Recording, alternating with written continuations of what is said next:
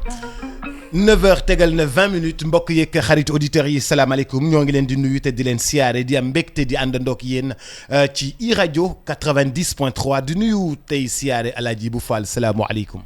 Boubs maa ngi lay nuyu di nuyu say auditeurs say internautes ak téléspectateurs yi ak sama coogal bi. ñu saaga. macha allah. leen di nuyu bu baax. mbaa yaa ngi am jàmm. waaw ça va. yàlla na sant yàgg. démb assemblée nationale dañ ko woowoon. ngir ay coppite yoo xam ne dañ ko bëggoon a def ci constitution bi. waaye ba ñu demee ba ci cappaandaw ga mujjuta antu. yow bi nga xoolee texte yi nga xam ne moom la ñu bëgg a dugal. ban jàngat nga ci def. bon man d'abord bii foog naa affaire may président de la république Macky Sall mu am possibilité. mu mën a tas assemblée saa yu ko neexee. loolu nag xam nga li ci doy waar moom assemblée nationale cër bi ñu ko jox moom la ñu jox président de la république. moom dafa am cëram assemblée am cëram. voilà donc. mais su dee parce que mën nañu toll foo xam ne crise institutionnelle day am maanaam diggante exécutif bi ak assemblée bi mën na am problème looloo indi ay affaire motion de censure par exemple su dee ñi yor exécutif bi gouvernement beeg yooyu ñu ngi doxalee loo xam ne assemblée nationale nanguwu ko mën nañu voter motion de censure daaneel gouvernement bi. Bon, je sais pas trop, mais en principe, même un président de la République, il y a une procédure pour pour wàcce ko. Mais loolu warul nekk loo xam ne ci sa coobare bopp kese la ci man dafa war am arbitrage parce que su dee assemblée nationale ay raisons politiques kese mooy tax ñu bëgg a daaneel. Bon, gouvernement c'est autre chose mais président de la République war nañu am au moins l'arbitrage par exemple de la magistrature ay cour suprême wala yooyu. Moi je trouve aussi que même su dee parce que léeg-léeg da ngay toll foo xam ne parce qu'il y a un article qui permet mooy bi Macky Sall supprimer poste premier ministre yeeg yooyu suñ ko ne woon affaire bi dañ koy bëgg a caler il peut gouverner par ordonnance donc il peut même se passer de l'Assemblée nationale. Mais li ëpp solo mooy tas assemblée nationale boo xam ne sénégalais yi ñoo ko fal comme moom ni ñu ko falee moi je trouve que ça c'est trop su amee crise institutionnelle war na mën a seet naka lañ koy arranger su dee am na dañ ko war a jox pouvoir u tas ko parce que il a au bout de deux ans ou xaw ma lan mais même ci man loolu balaa nga koy tas dëgg war nga mën a am arbitrage u cour suprême buy ne raison yi muy tax mu koy tas jaadu na parce qu'il y a quand même aussi tu as le pouvoir législatif tu as le pouvoir judiciaire tu as le pouvoir exécutif. Il faut mu am ku leen arbitrer parce que c'est pas tout le temps que le pouvoir l'exécutif et le législatif sont d'accord. Jusqu'à présent souvent la majorité permettait de gouverner tranquillement la majorité à l'Assemblée nationale mais on se rend compte que fii mu ne nii par exemple majorité amul moo tax li mu bëgg a dugal non seulement gisuma naka la koy jaarale mais moom li doon tax muy reculer sax affaire annonce su candidature beeg wala bañ candidature parce que là il est en train de commencer à perdre le contrôle bokkatul. Là on montre directement qu'il perd le contrôle. Ah oui Boubs comme moom il n'est plus candidat fii mu nekk nii sama gars yi ñu ngi commencé seet beneen kilifa bu ñuy waxtaanal forcément et ça va encore s'accélérer ci affaire candidature bi muy désigner. Candidature bi nga xam ne moom la bëgg désigner. déjà foofu bëri na. leen de mën naa la ko wax. tous ceux qui ont déposé leur candidature ils ont un pied dehors. c'est-à-dire. xam nga dañu taxaw ne yow la ñuy déglu. effectivement mais y en a xaw ma combien disons les 5 ou 6. oui oui considère que ñoom ñëpp ils ont un pied dehors. un pied dehors en dehors du gouvernement. Non seulement du gouvernement mais même de l'APR et de Benno Bokk Yaakaar parce que suñ leen jëlul et qui se disent de toute manière man je vais y aller ils vont se désolidariser du choix de Macky Sall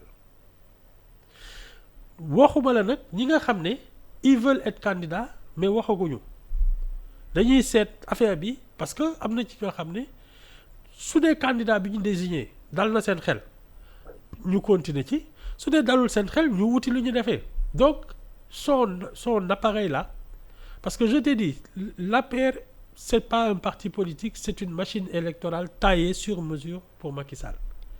l'APR c'est pas un parti politique toi aussi. l'APR c'est pas un parti politique.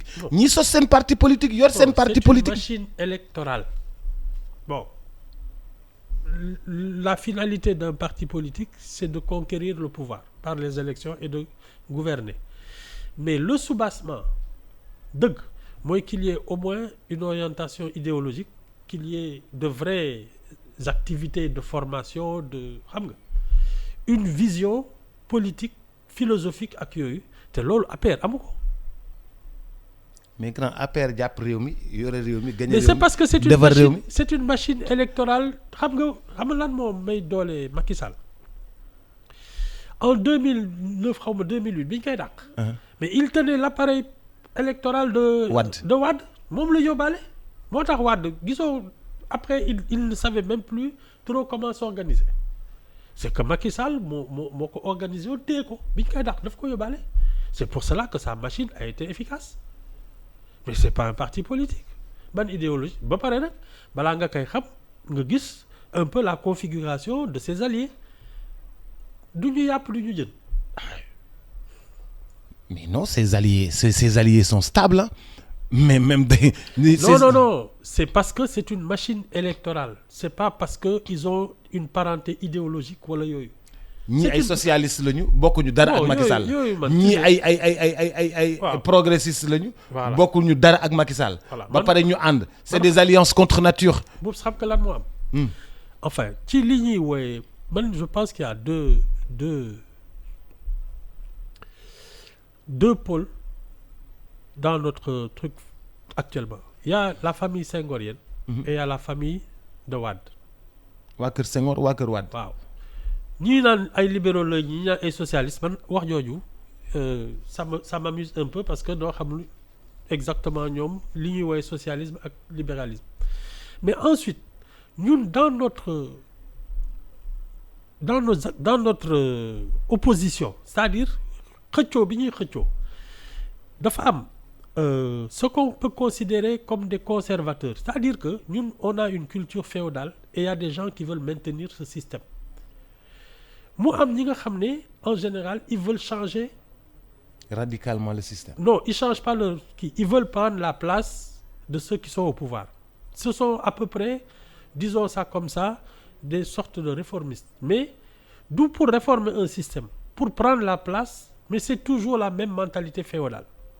Léegi nag mu am ci xëy na ñoo xam ne ils sont plus intéressés justement par un changement radical de système mooy ñett yooyu nga xam ne ñu mooy la ñuy tase ñii dañuy naan socialiste la ñii naan communiste la ñu ak yooyu mais en général quand tu regardes leurs activités am na ci ñoo xam ne su élection jotee dañuy dem seeti les trucs traditionnels les marabouts dugg fii génn fële suñuy politique dañuy am des communicateurs traditionnels am seen géwël am seen kii di joxe xaalis c'est vraiment le comportement féodal moo am ñoo xam ne suñuy politique yooyu yëpp duñ ko def dañuy jéem a organiser wu comme un truc où les gens compétents la ñuy jéem a pousse ñooñu nag pratiquement duñ leen déglu bu baax. kenn du leen déglu.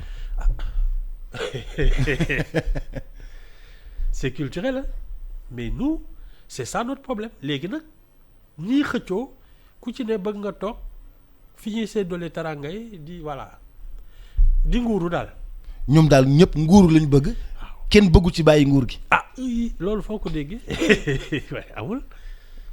mais c'est un exemple pertinent boo xam ni tu as des gens qui depuis 40 ans depuis 50 ans sont dans les gouvernements dans tous les gouvernements depuis 50 ans depuis 60 ans dans tous les gouvernements. c'est ça loo mënti woote lu ñëw ñu dugg ci parce que au fond c'est culturel ñii ce sont des conservateurs féodaux qui s'appuient sur justement les vieilles traditions là ni ñuy fonctionner joxe xaalis kii fii am ku leen joxe ceeb waaw mu nekk ay réseau voilà maintien gars yi léegi nag ki ko dàq sa moroom mooy toog ensuite nag après y a sans doute une mooy genre intellectuel yooyu nga xam ne dañuy naan non dëkk bi ni muy fonctionner mënuñu continuer noonu. radicaux yi. dañu bëgg a changer le système. C'est-à-dire parce que ñu nekk dëggantaan dans une république parce que fii ñu nekk ni on est à mi-chemin entre une monarchie et une république. La question n'est pas tranchée net. daal dañoo am ñoo xam ne daal dañuy nguuru. non biñ fi nekkee ba léegi dañuy nguuru. bi Sénégal amee ba léegi dañuy nguuru. dañuy nguuru boobu dafa am ñoo xam ne xëy na dañu ragal xaalis ak dañu teel a doylu di ko moytu ak ñoo xam ne ragaluñu ko dañuy nguuru ba ñëpp yëg ko mais sinon c'est le même principe nguuru rek. mais ñi nga xam ne dañoo bëgg radicalement yëf yi deñ ñooñu kenn mayu leen fu ñu yàkkee seen nag. nit ñi ñoo leen dégluwul. mais est-ce que aussi amuñu problème approche parce que ñi nga xam ne dañoo bëgg système bi yàqu système bi deñ système bi jóg fi ñu ne nañ leen changer parce que ñii ñooy lekk ñii ñooy naan ñii ñooy nguuru ñii ñooy dawal oto yi ñii ñooy jël avion yi ñun mënuñoo am dara dañ cee boole saaga yeeg affaire yooyu noonu ak génn leen ñu xeex génn leen ñu taal. bu ñu waxee malheureusement tu sais justement malheureusement nag pour te dire que y a un public qui écoute ça. xale yeeg yooyu tous les exclus les laissés pour compte ñu ngi xaar ku leen di yóbbu ci loolu et pour man la grande faute d'un Pastef c'est de n'avoir pas pu capitaliser ça comme une force électorale parce que suñu enrôlé woon xale yeeg ñi leen topp ñëpp suñu leen newoon hey bu leen xuloo bu leen xeex dem leen inscrire xaar février 2024 benn voyage lañ leen di def parce que ñi mer bare nañu. ñi mer ci réew mi bari nañu. oui y a trop de mécontents dans le pays. oui mais ku nekk ak sa meru bopp c'est pas les mêmes motivations mais am na foo xam ne soo ci tolloo ba ñu ne kon ñun am na ko ñuy fajal suñu mer dañ lay topp mais mer boobu def ko force électorale dem leen jëli seen carte dem toog bu leen xuloo bu leen xeex ñu daaneel ñii. loolu moo doon affaire. mais woote xuloo xeex la ñu def au contraire. et là ils se sont trompés d'adversaire parce que ils ont fait face à un État c'est pas la même chose. mais maa ngi la doon wax semaine bële ne lii dafa nuroog purge nga xam ne ñëpp képp ku bokk Pastef dañ lay jàpp. non mi ngi nii waaw xaaral rek. ah ki doon yore seen communication barke Dembo Ndiaye tamit dañ ko jàppat. man ci audio bi ma dégg parce que Boubs génn leen c'est pas grave mais man li ma dégg mooy dañ ci boole. ak seen cocktail molotov.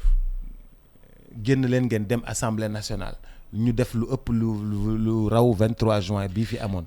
ak ngeen def seen kelm. su dee nag génn leen manifester pour moi on a le droit de le dire bon encore que il y a des situations où peut-être comme interdiction bi dañu ne que dafa am des risques de dérapage ak yooyu donc duñu nangu yenn kii mais manifester son mécontentement et son opposition à une loi boo xam ne tegul fenn c'est légitime mais su dee da nga ne nit ñi armez-vous parce que cocktail molotov c'est une arme ça c'est autre chose. Armez-vous cocktail molotov c'est pour des incendies. pour créer des incendies. xamoo luy cocktail molotov. waaw. ma nga soo ne nit ñi téye leen cocktail molotov kay. waaw mais nag. Oups, non ce sont des erreurs comme ça qui les ont tous perdus. Erreur de langage. Ah oui. Erreur de com. Ah oui c'est tout hein. Et surtout venant du responsable de la communication moi je trouve que c'est compliqué pour te dire que ces choses-là ça s'étudie c'est pas doo xëy rek sa yaram tàng nga def déclaration da ngeen di toog nekk parti waxtaan ne qu'est-ce qu'on dit et comment le dire. mais grand yooyu noonu amatul nous allons lire le communiqué du bureau politique du parti socialiste. Le parti socialiste essaie de dire que nous nous sommes réunis en ce lundi 23 xaw ma la. xam nga seen ay communiqué yooyu. mës nga dégg seen communiqué fu ñu leen ci porter plainte pour diffamation wala appel à l'insurrection wala yooyu mës nga ko dégg. En 60 ans nga xam ne effectivement quand vous êtes un parti. Un individu tout seul lu ko neex mu def mais dès que vous êtes un parti et que vous êtes structuré organisé mais n'importe quelle décision doit être concertée mu am ay spécialistes yu la ne lii kenn mënu ko wax ay juristes ay communicateurs ak yooyu ñu ne lii mënoo ko wax lii ngay wax exactement taxaw bii sujet ngay laal te lii ngay wax mais tu peux pas sa cuukeel tàng rek ngay balancer ce que tu veux. Parce que quand tu es sous le coup de l'émotion parce que ñoom ñëpp ils ont fait des déclarations sous le coup de l'émotion soo déggee c'était excessif. Il y a des moments où dans l'opinion c'est tolérable parce que justement temps bi ñu nekkee ci seen diggi ndën nga xam ne on les a laissé dire surtout un Ousmane Sonko il a fait des déclarations yoo xam ne ça a hérissé tout le monde mais dañ ko toog di ko seetaan. Mais nii nga xam ne affaire bi c'est un peu plus calme mais soo ñandoo sax ñu ne la fi waroo fi ñandu c'est ça la différence moment bii daal. Surtout que aujourd'hui Macky Sall dit qu'il n'est plus candidat mais attends amatul ku muy neexal.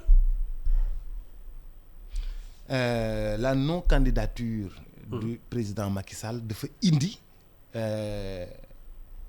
maanaam comme dafa taw rek ay garab yu vert yu bari dugub picc bu bari di génn maanaam ay candidats yu bari candidats yii ku ci mel ni ñu ne dañ leen doon auditionné ki nga xam ni moom moo di Moustapha Niasse ak Aminata Mbengue Ndiaye mais pourquoi Moustapha Niasse ak Aminata Mbengue Ndiaye c'est pour leur expérience en principe et l'alliance pour leur expérience et l'alliance et puis la neutralité parce que ñoom dafa mel ni waa APR yi la ñuy auditer xam nga ñoom bokkuñ fa. Voilà donc ils sont apparemment neutres c'est-à-dire que tu peux pas être juge et partie ñoom dans leur alliance ils considèrent que le moteur de Benno Bokk Yaakaar c'est l'APR. Léegi ñoom su dee ils veulent maintenir l'alliance ils acceptent que le candidat de l'APR soit celui de Benno Bokk Yaakaar mais ils ont un droit de regard parce que l'AFP et le Parti socialiste quand même ce sont des alliés plus ou moins importants. Ils ont un droit de regard mais par rapport à l'APR ils sont extérieurs.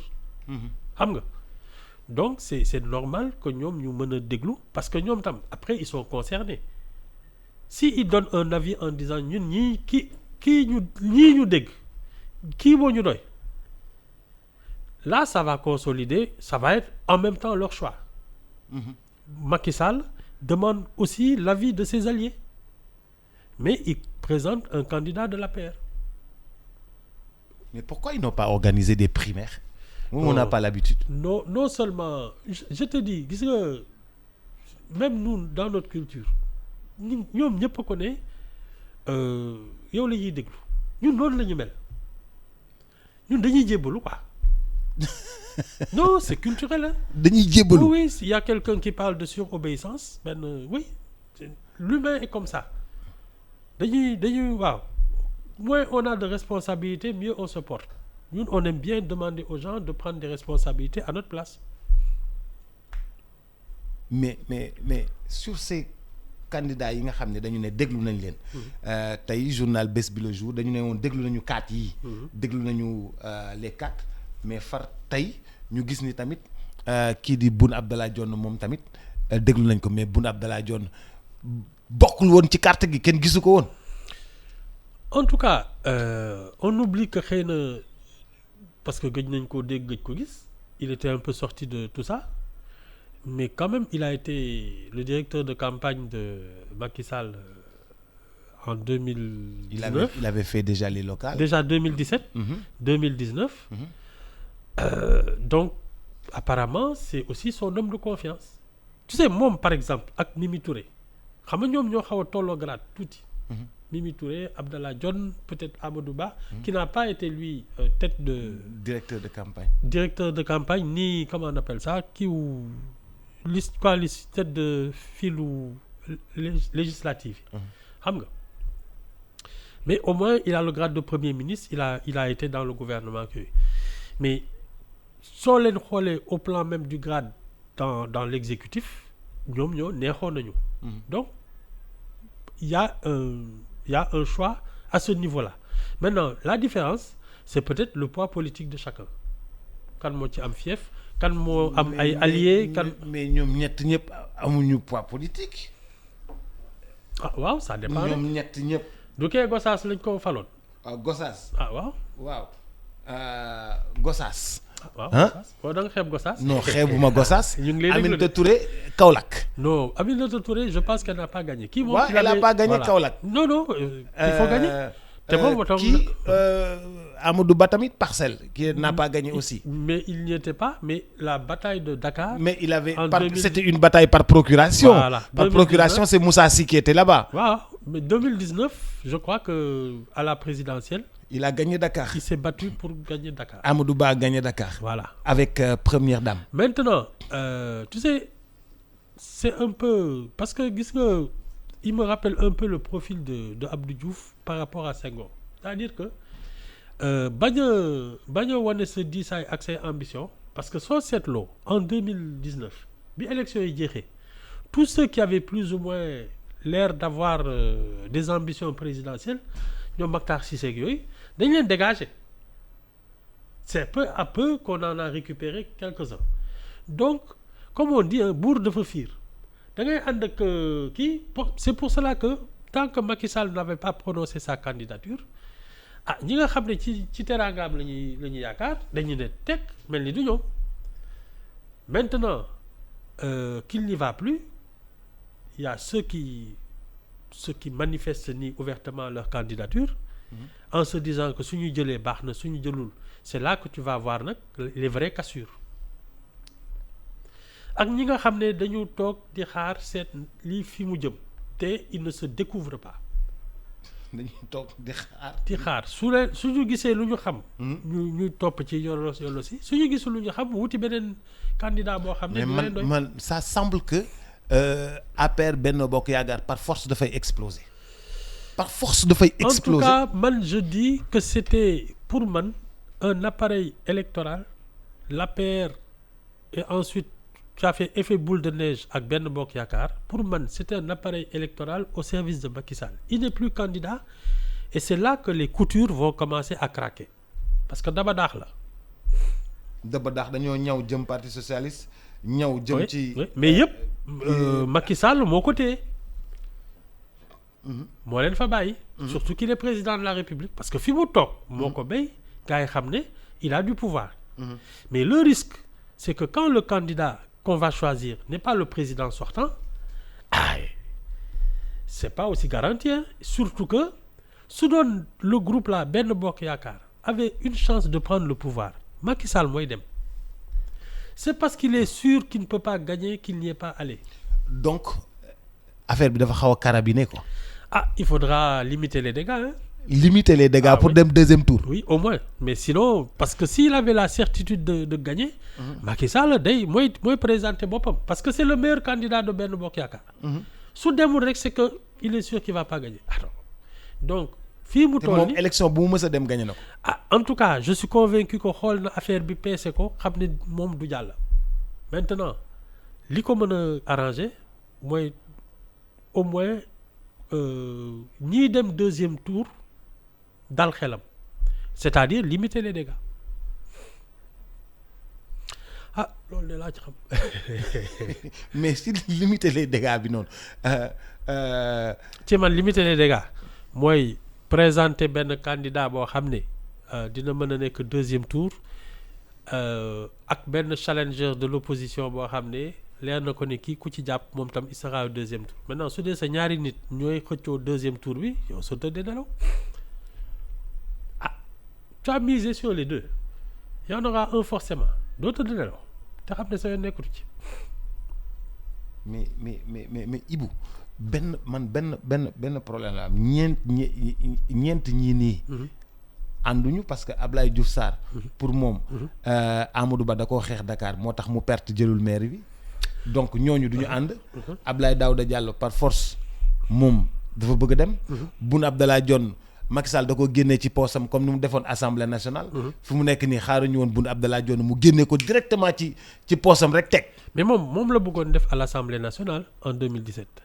Boun Abdallah Dionne la bëggoon def à l'Assemblée nationale en 2017. Oui. mais fi mu nekk nii kenn xaarul ko woon dañoo jékki-jékki rek mu génne carte yi. waaw comme ni mu defoon Assemblée nationale jékki-jékki mu génne ci poosam Mame Diop. mais tu sais je pense que c'est plus dû à la confiance. parce que fi mu nekk nii loolu laa lay expliquer nii kii dal xelam lay jàppale ba mu dem au moins au deuxième tour c'est-à-dire que ñii dal xelam su sañoon ñoom moom lay organiser ba ñoom ñooy xëccoo deuxième tour bi. loolu mooy wax ni day dem il va assurer ses arrières c'est tout. est-ce que affaire assemblée nationale bi ak CREI bi ñu bëgg dissoudre def ko parquet est-ce que c'est pas aussi pour assurer ses arrières. surtout mais dissoudre la CREI dans l'état actuel c'est un très mauvais signal sur sa gestion. dissoudre la CREI actuellement c'est un mauvais signal sur sa gestion. oui. Attends su ko defoon en 2012 bi muy doog a yegg si on serait d'accord mais mënuloo dawal CREI bay waaj a ñibbi ne lii kat parce que effectivement moom mën nañ ñëw xool après su wàccee dañu ñëw xool këram mu rafet rek ñu ne ko kaay foo jëlee kër gi toogal fii xaar ñu puisque c'est toi qui dois prouver que tu as gagné de l'argent honnêtement kooku mën nga fa toog 2 ans. c'est ça la CREI.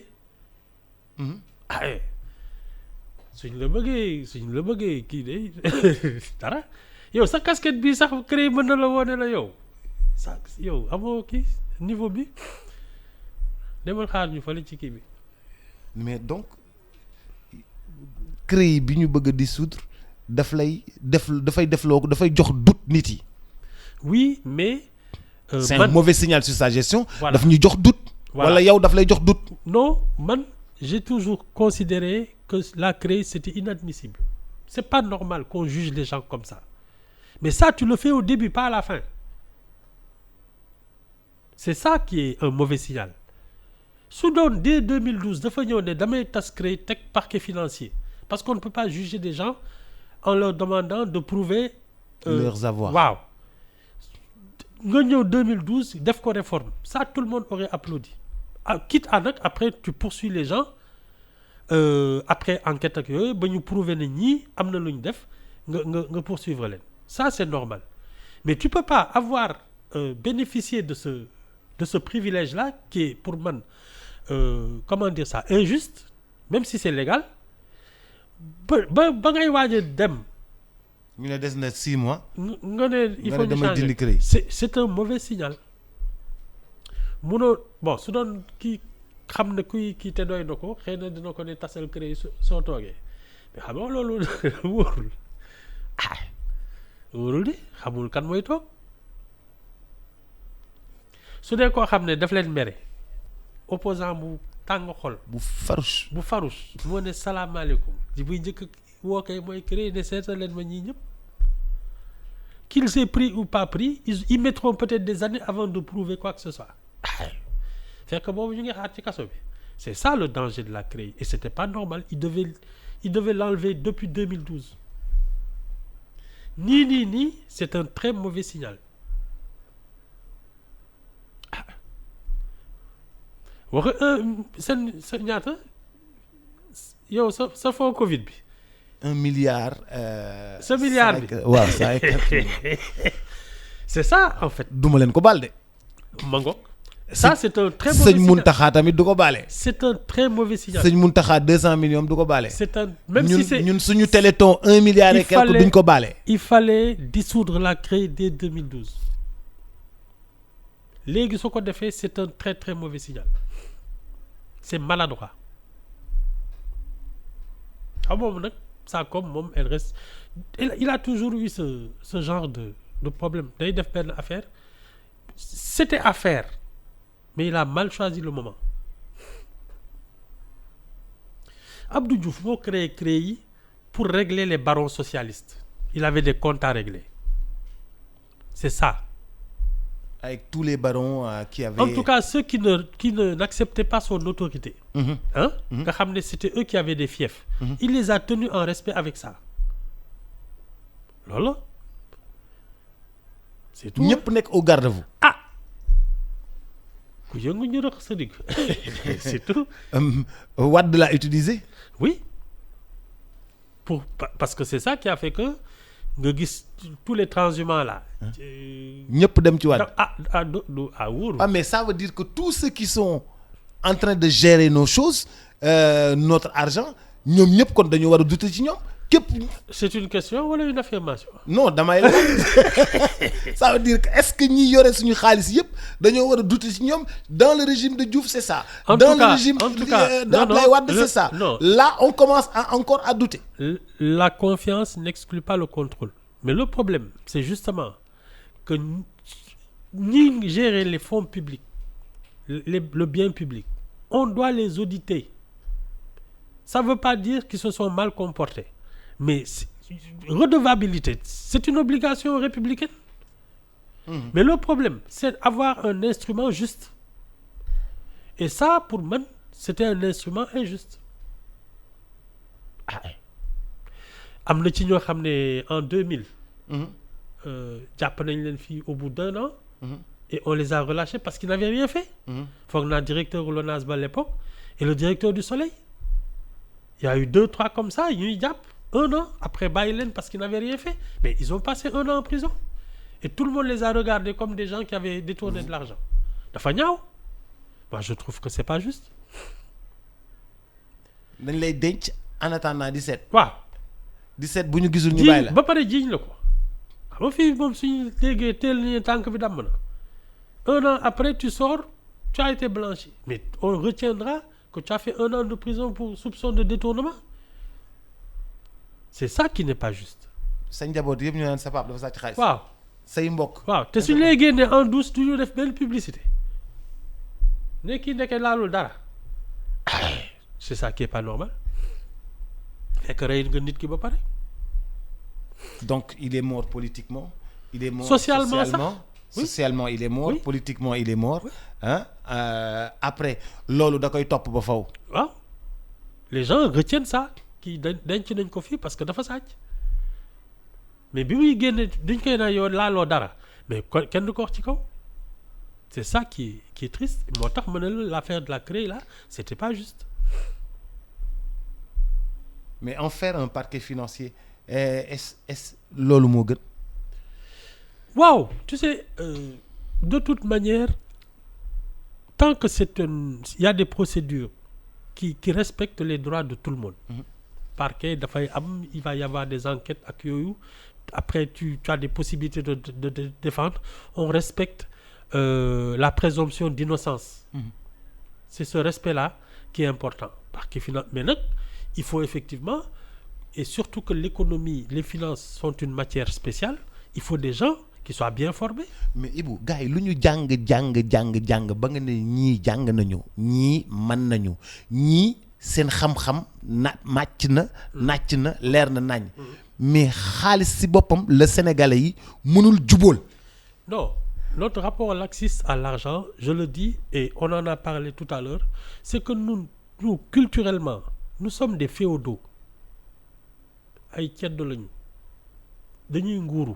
Donc ce qui est un bien public on l'assimile à notre propre poche tant que ñu ngi toog.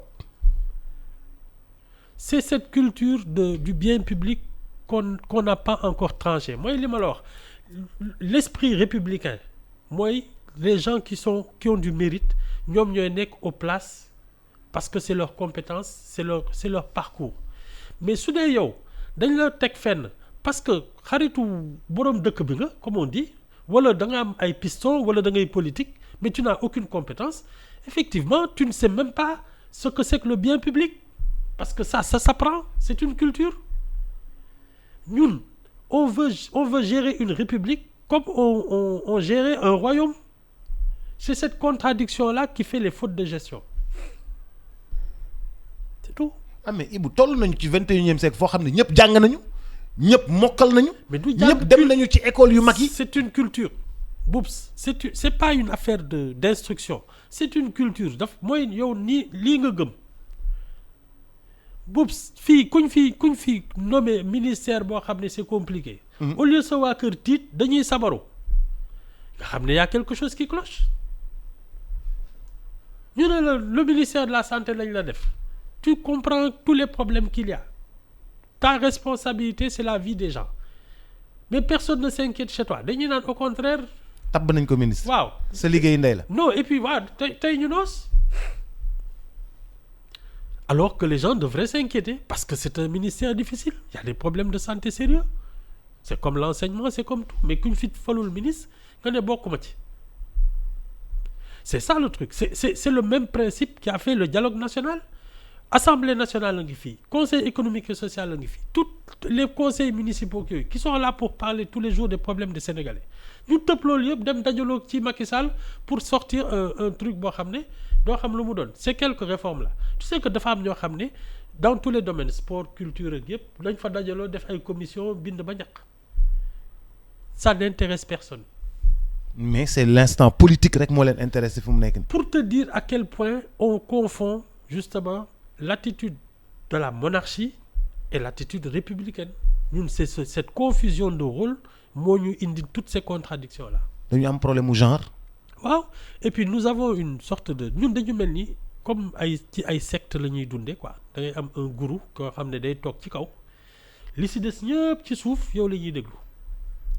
et on le fait en tout hein. Macky Sall ñun yow la ñuy déglu loolu la ñu wax de. voilà c'est Ousmane Sonko ñun yow la ñuy déglu loolu la ñu wax de. voilà c'est ça. Idrissa Seck ñun yow la ñuy déglu loolu la ñu wax de. on fonctionne comme ça. ñun léegi sax dañ ko jël ñun yow rek la ñuy topp. c'est ça. Macky ñun yow rek la ñuy topp. c'est ça. Idrissa Seck ñun yow rek la ñuy topp.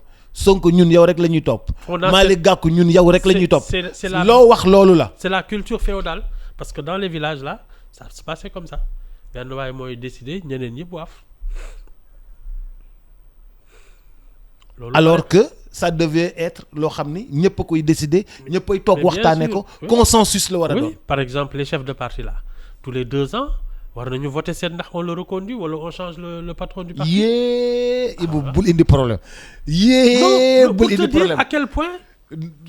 mais parti politique yi nekk fii nekkul ci turu benn nit la nekk. ah ma ngoog seen affaire la. turu parti politique yi ci turu benn nit la nekk. c'est exactement cette configuration là qui est dans toute la société sénégalaise et qui se répercute dans notre mode de fonctionnement même des institutions yooyu et ça c'est il faudra se battre pour que les institutions puissent redresser ça. léegi comme ni ñuy waxee fële sëriñ bi nee na. c'est ça. ñun noonu la ñuy waxee. c'est ça mais même Star System yow tu as côtoyé Youssou Ndour. voilà suy wax kenn du nooyi